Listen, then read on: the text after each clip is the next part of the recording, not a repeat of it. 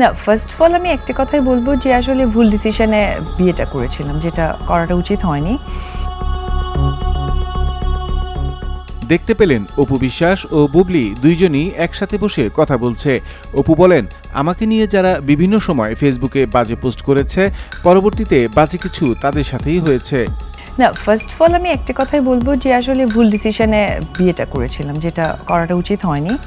কারণ ইমোশন বা আবেগ যেটাই বলি না কেন, এটা দিয়ে আসলে মানুষের আর কিছু চলুক, জীবনটা চলে না। বাস্তবতাকে কখনোই ক্যারি করা যায় না। এটা হয়তো বা আপনি বিভিন্নভাবে প্রকাশ করতে পারেন, কিন্তু বাস্তবতা যদি প্রকাশ করতে হয় তাহলে এটাকে একদমই আমার মনে হয় যে ক্লোজ করে চলা উচিত। তো আমাকে নিয়ে যখনই কেউ কোনো একটা বড় রচনা মাফিক একটা স্ট্যাটাস দিয়েছে বা মন্তব্য করেছে, পরবর্তী সময় সেই কাজগুলো তারাই ঘটেছে। 2017 সালে অপু বিশ্বাস একটি বেসরকারি টেলিভিশনে গিয়ে কান্নাকাটি করেছিলেন।